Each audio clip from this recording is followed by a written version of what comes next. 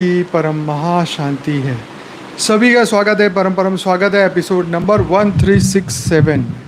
तो कैसे हैं सब बेहद की आत्माएं, श्रेष्ठ आत्माएं, जागृत आत्माएं। आशा रखता हूं सब बढ़िया होंगे, मस्त होंगे, व्यस्त होंगे। दादाजी के इस यूट्यूब चैनल पर आप सभी का बेहद का परम परम स्वागत है। मैं हूं अनंत और सभी का स्वागत करता हूं लाइव मेडिटेशन रात को 10 से 11 में। तो आइए यहाँ पर हम मिलकर शुरू करते हैं आज का सुपर डुपर एपिसोड। तो जैसे कि आप जानते हैं हमने जो पहले 4-5 वीडियो लिए हैं वो कंटिन्यूस बहुत ही सुपर डुपर एक से एक कनेक्टेड टॉपिक पे लिए हैं। इसलिए आप सभी से रिक्वेस्ट करूँगा 360 से लेके अभी तक के जो एपिसोड है वो ज़रूर से देखिएगा। कल हमने बात करी थी वो डॉल वाली, पागल वाली डॉल, जो कैसे मन पे असर कर रही है, कैसे दुनिया में वो बुराइयाँ फैला रही है, कैसे लोग जुड़ जाते हैं, कैसे उनका मन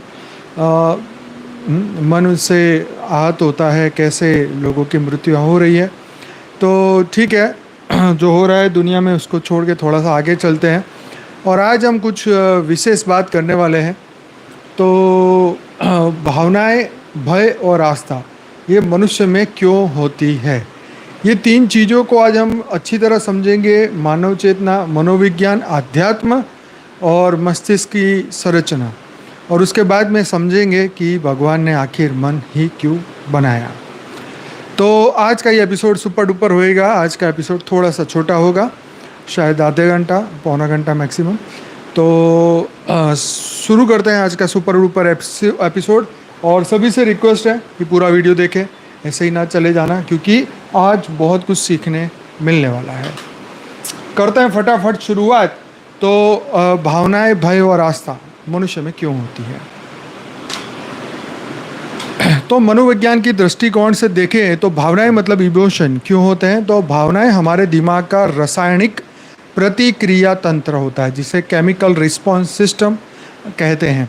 हमारे मस्तिष्क का भाग लिम्बिक सिस्टम, विशेष रूप से एमिगडाला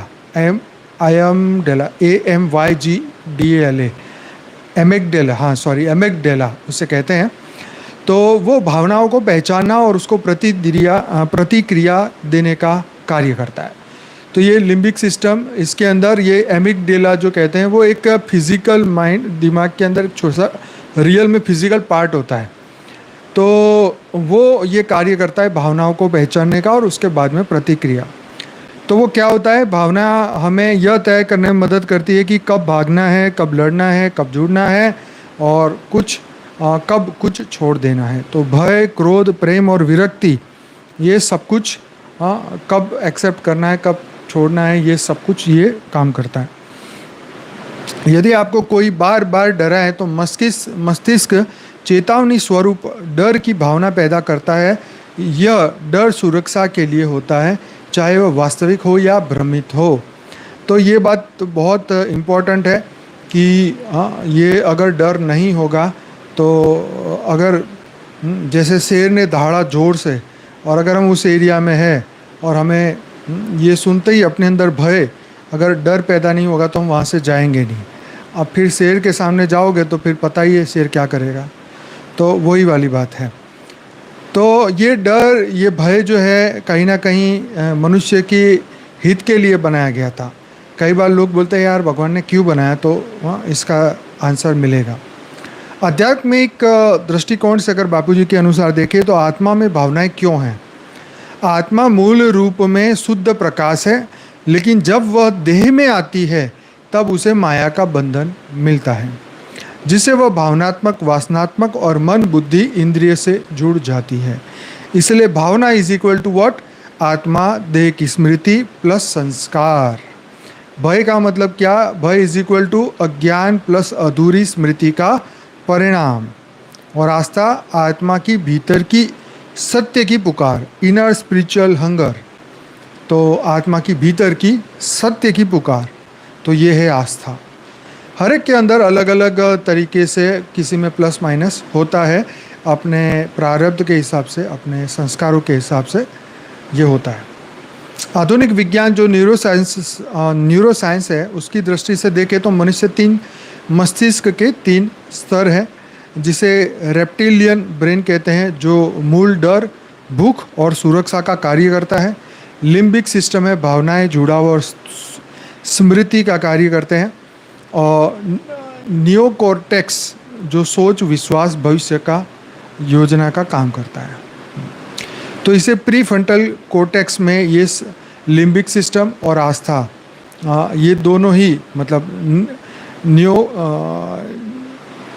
नियोकॉर्टेक्स और प्रीफ्रंटल कोर्टेक्स में विकसित होता है। तो क्यों होता है भूत का डर? तो पहला तो है अज्ञात। अज्ञात is equal to what? Default danger. तो अज्ञात जो है हर एक के अंदर होता है एक अज्ञात का डर। किसी में बहुत ज़्यादा होता है और किसी में बहुत कम होता है। इवोल्यूशनरी, इसका मतलब यह है कि इवोशनलिटी,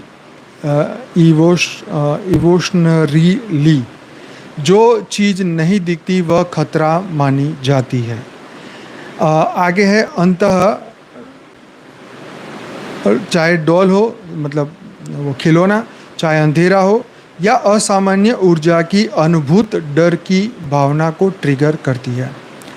तो इसीलिए अंधेरा हो या ऐसी डॉल हो या असामान्य ऊर्जा, ये अनुभूतियाँ डर की भावना को ट्रिगर करती हैं।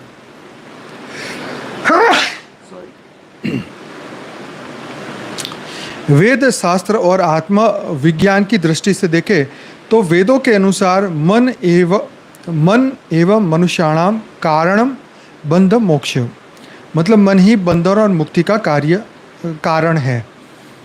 भावनाएं मन की तरंगे हैं। जब मन स्थिर होता है तो आत्मा मुक्त अनुभव करती है। आस्था का आधार क्या है? तो जब आत्मा को अज्ञान और अनिश्चितता या संकट महसूस होता है तो वह सहारे की तलाश करती है। वहीं से ईश्वर में आस्था जन्म लेती है। तो अब आप समझे, भावना, भय और आस्था। आत्मा की गहराई में परम सत्य की खोज आस्था करता है। बिल्कुल सही। भय जो है जीव रक्षा की प्रणाली है, विकास से जुड़ी है और अज्ञान से वो भय होता है।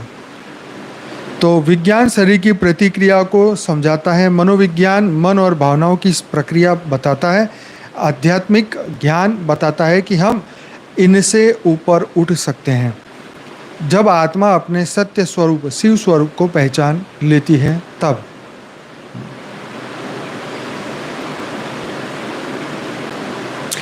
तो कुछ जैसे कई बार लोग जो है वो बेहोश हो जाते हैं डर के मारे, यस, अज्ञात का डर। तो ऐसा होता क्यों है तो वो भी जानते हैं। जो पहला होता है वेस्क्यूलरिंग सिंकॉप, तो उसमें क्या होता है कि यह सबसे आम प्रकार की बेहोशी होती है जब अत्यधिक डर लग जाए, घबराहट हो जाए या भावनात्मक तनाव के कारण रक्तचाप अचानक नीचे गिर जाए, लो बीपी कहते हैं ना, हो जाता है। मस्तिष्क में पर्याप्त खून नहीं पहुंच पाता। ऐसी स्थिति में व्यक्ति की दृष्टि धुंधली हो जाती है, चक्कर आता है और कुछ ही सेकंड में वह बेहोश हो जाता है। उसके बाद होता है इंटेंस सीन्स, अत्यधिक टेंशन वाला दृश्य। कुछ फिल्मों में टेरर होता है। एक्सोर्सिस्ट वाली फिल्मों में इतनी दृश्यात्मक रूप से भयानक रक्त रंजित या अल्ट्रा ग्रोसरी होती है, दर्शक को उल्टियाँ हो जाती है, बेहोशी की प्रतिक्रिया उसको वो मिलने लगती है। तो एक बार उदाहरण के तौर पे टेरिफायर 3 नाम की एक मूवी थी। कुछ स्टीलों में 2 लोग ऑस्ट्रेलिया के सिनेमा घर में बेहोश होकर सीढ़ियों से गिर गए थे। फिर टेरिफायर 2 नाम की जो स्क्रीनिंग में वायरल भी जो हुआ था, तो उसमें लोगों को उल्टी भी हुई और कुछ तो बेहोश भी हो गए। तो ऐसे अत्यधिक टेंशन वाले दृश्य, इंटेंस सीन्स जिसे कहा जाता है, तो ये अंदर से ये प्रतिक्रिया होती है, जैसे वॉमिटिंग हो गई या बेहोश हो जाना। हाँ, तो बहुत ज़्यादा भावनात्मक चीज़ें। जो लोग ज़्यादा भावनाओं में डूबते हैं वो लोग वाकई में रोते रहते हैं, दुखी होते हैं, क्योंकि अतिक भावना मतलब अतिक दुख। सीधी सी बात है, जितना ज़्यादा भावनाओं में जाओगे इतना अटैचमेंट बढ़ता जाएगा, और attachment leads to what, pain, दुख से। Attachment is equal to what, दुख, सीधी सी बात है।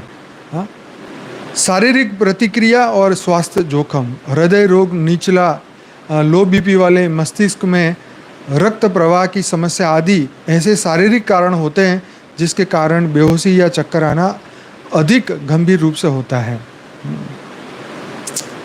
तो ये भी बात है। तो सिनेमा निर्माता जो है वो जानबूझ के ऐसे प्रयोग करते हैं।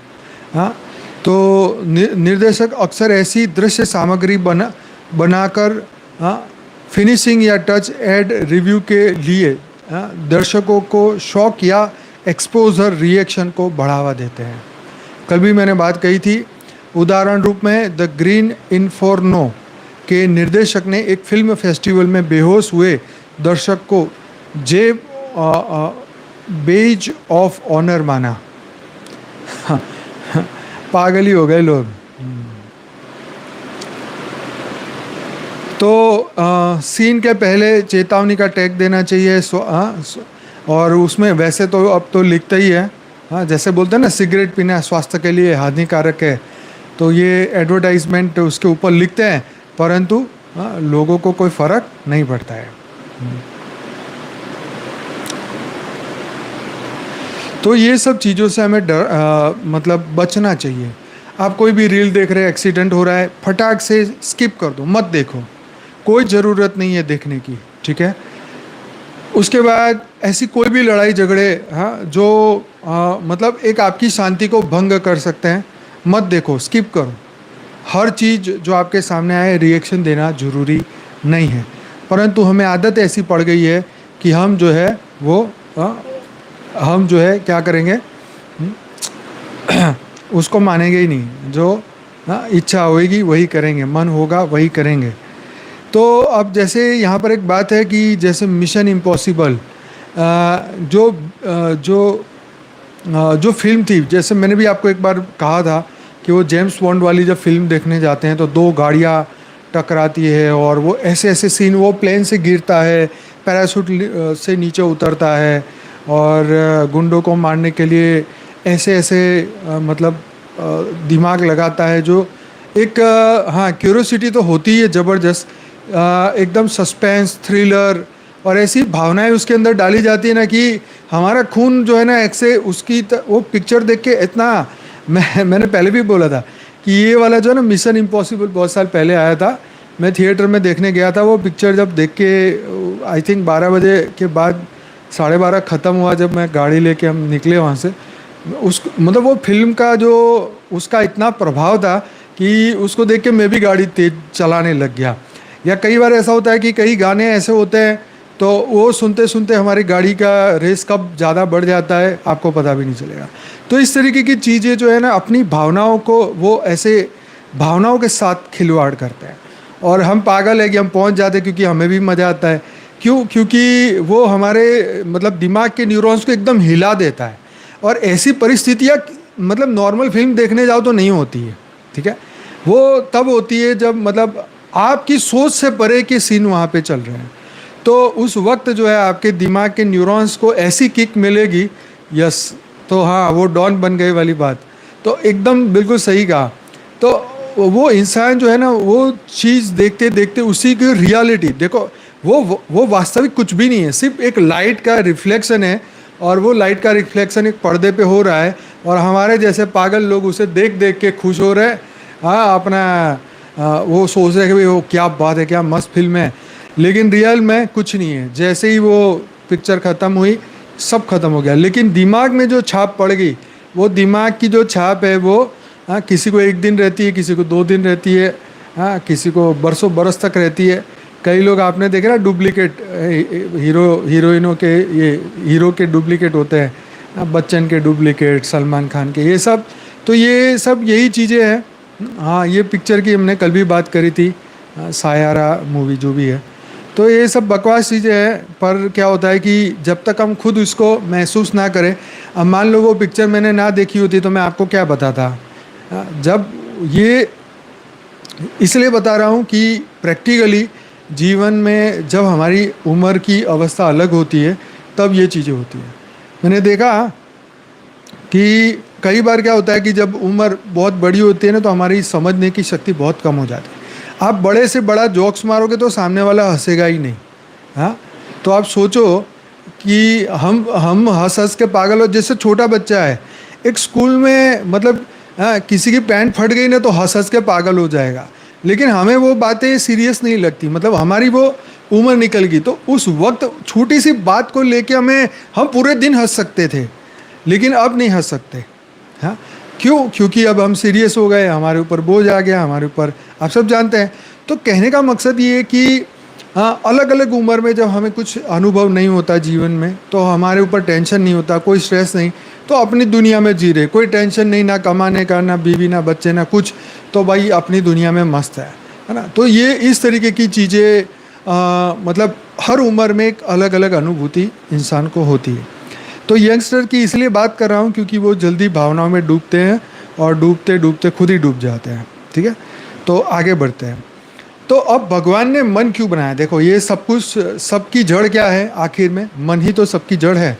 तो चलो ये भी देखते हैं कि वेद उपनिषद उसके मन की क्या महिमा है, ये भी सुन लेते हैं। ये बहुत इम्पोर्टेंट है कि मन को लेके लोग बहुत परेशान रहते हैं, लेकिन आज मन की शक्तियों के भी बारे में जानेंगे और भगवान के दिमाग में क्या ऐसी बात आई कि उसने मन बनाया, ये भी समझते हैं। तो यहाँ जो दो प्रश्न हैं आध्यात्मिक दृष्टि से बहुत महत्वपूर्ण है। तो पहला, भगवान ने मन क्यों बनाया? तो वेद उपनिषद में उत्तर मिलता है कि मन आत्मा की एक शक्ति है। जैसे आप जानते हैं कि मन, बुद्धि और संस्कार आत्मा के कर्म करने के ये तीन साधन हैं। तो मन आत्मा की एक शक्ति है जो इच्छा, संकल्प, कल्पना और भावना का स्रोत है। मन न होता तो आत्मा संसार में अनुभव नहीं कर सकती, इसलिए मन को संसार का द्वार कहा गया। कठोपनिषद में आता है, मन एवं मनुष्याणाम कारणम बंध मोक्षयो। मन ही मनुष्य को बंधन और मुक्ति का कारण है। कठोपनिषद में ये कहा हुआ है। मन एक माध्यम है आत्मा के लिए, वह चाहे तो उसे ही बंध सकता है वासनाओं में, और चाहे तो मन साधना, ध्यान और ज्ञान से मुक्त भी हो सकता है। अब तुम्हारा दिमाग क्या, कैसे आप उसका उपयोग करते हो, मन का उपयोग आप कैसे करते हो, ये आप जानते हैं। अब आती है बात कि भगवान ने मन को क्यों बनाया। बहुत लोग ऐसे अपनी फिलोसॉफी झाड़ते हैं, लेकिन जब ये प्रश्न आता है कि भगवान ने मन क्यों बनाया, तब आके ठंडे बर्फ़ जैसे बन जाता है, क्योंकि कोई जवाब किसी के पास नहीं है। तो उद्देश्य क्या था? अनुभव देने के लिए, मतलब आत्मा को ब्रह्मांड का अनुभव कराने हेतु, अनुभव करवाने के लिए मन बनाया गया। दूसरा, संकल्प शक्ति के लिए, रचना और कर्म करने की प्रेरणा मन से आती है। तो कर्म करने का ये साधन है, कर्म करने की ये प्रेरणा देता है।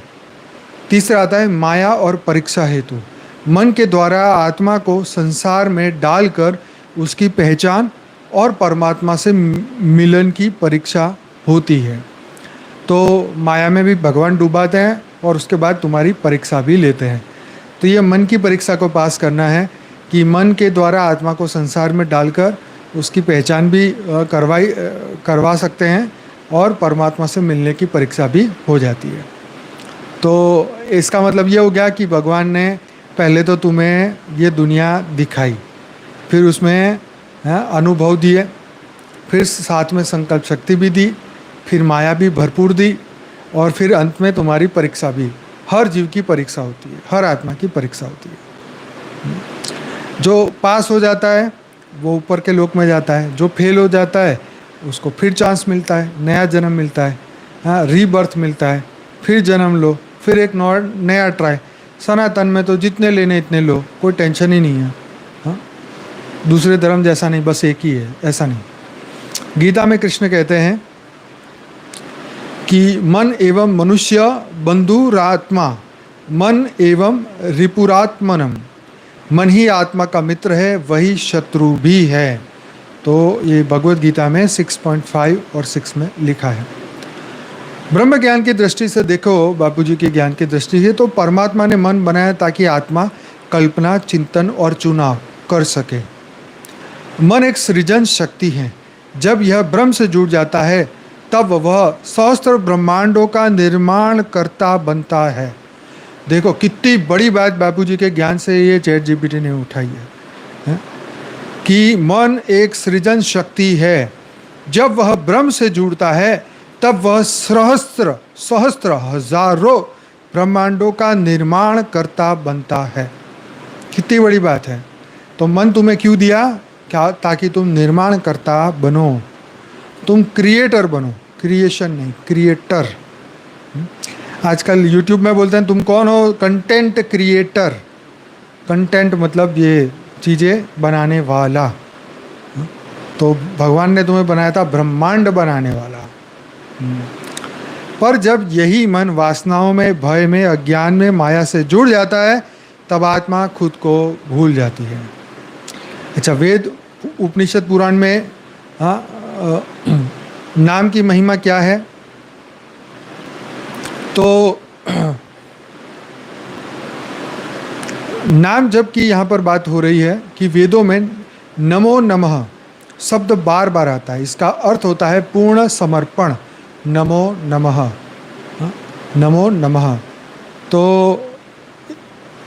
ऋग्वेद और यजुर्वेद में ओम को सर्वोच्च माना गया है। ओम इत्येत दक्षर ब्रह्म, मांडुक्य उपनिषद कहता है। उपनिषद में श्वेतास्वर उपनिषद में आता है नाम रूप व्याकरण वाणी। भगवान ने पहले नाम और रूप की सृष्टि की। नाम बिना कोई भी तत्व समझ में नहीं आता, नाम ही शक्ति है। तो नाम स्मरण की यहाँ बात कर रहे हैं। कलयुग में हरि नाम की मोक्ष का मार्ग है। नारद पुराण में कहा नाम स्मरण ही ऐसा तप है जो बिना अगली जलाए, बिना मंत्र सिद्ध के सीधे परमात्मा तक पहुंचा देता है। बहुत ही बढ़िया। तो मन भगवान ने अनुभव, संकल्प और परीक्षा के लिए बनाया, वही मोक्ष और बंधन का कारण भी हुआ।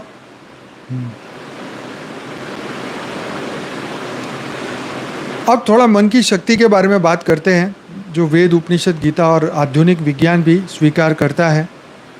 तो यह शक्ति बहुत ही गूढ़ है। संसार की सृष्टि, आत्मा की गति और ईश्वर से मिलन, सब कुछ इसके प्रभाव में होता है। तो मन क्या है? मन कोई ठोस वस्तु नहीं, बल्कि एक सूक्ष्म ऊर्जा तत्व है, सब्टल एनर्जी फील्ड है। यह आत्मा का उपकरण है जो विचार करता है, कल्पना करता है, संकल्प विकल्प करता है। मन के बिना आत्मा अनुभव नहीं कर सकती। मन की शक्ति के प्रकार, कल्पना शक्ति, इमेजिनेशन का जो पावर है, जो मन कल्पना करता है वही भविष्य बन सकता है। यही शक्ति ब्रह्मा में थी जिससे उसने सृष्टि की रचना की। आज वैज्ञानिक भी कहते हैं what ever the mind can conceive it can achieve. जो मन एक बार सोच लेता है वो उसे पा लेता है। दूसरा है संकल्प शक्ति, पावर ऑफ इंटेंशन। यदि मन एक बार ठान ले मुझे ब्रह्म बनना है तो वह आत्मा को परमात्मा से जोड़ सकता है। बिल्कुल सही है, बापूजी बोलते ना कि मन जिसमें तुम लगाओगे उसी के समान बन जाओगे। इसीलिए मन को आत्मस्थ करो, आत्मा में उसको समा लो ताकि आत्म स्वरूप बन जाओ। ऋषि, तपस्वी, योगी अपने संकल्प बल से ही असंभव कार्य कर पाते थे। उसके बाद है आकर्षण शक्ति, अट्रैक्शन पावर। मन जैसा सोचता है वैसी ऊर्जा आकर्षित करता है। इस सिद्धांत को लॉ ऑफ अट्रैक्शन कहते हैं। यदि आप भय से सोचते हैं तो भय प्रकट होगा, यदि आप विश्वास से सोचते हैं तो शक्ति आएगी। आगे है सृजन शक्ति, क्रिएटिव पावर। पूरा ब्रह्मांड मन से बना है। Mind born universe. उपनिषद में कहा है मनसा कल्पिता सृष्टि, मन से कल्पित यह सृष्टि है। उसके बाद है वेद उपनिषद गीता में क्या कहा, कठोपनिषद में कहा कि शरीर रथ है, आत्मा रथी है, बुद्धि सारथी है और मन लगाम है। तो यहाँ पे श्लोक भी है, आत्मनम रथिनम वृद्धि शरीरम रथमेवतु बुद्धि तु सारथी वृद्धि मन प्रग्रह मेव च।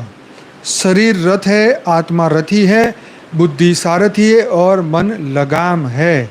मन को अगर आपने थाम लिया तो आत्मा मंजिल तक पहुंच जाएगी। भगवत गीता कहती है मनुष्य स्वयं अपना उद्धार कर सकता है और यदि वह मन को जीत ले तो भाई सोच लो।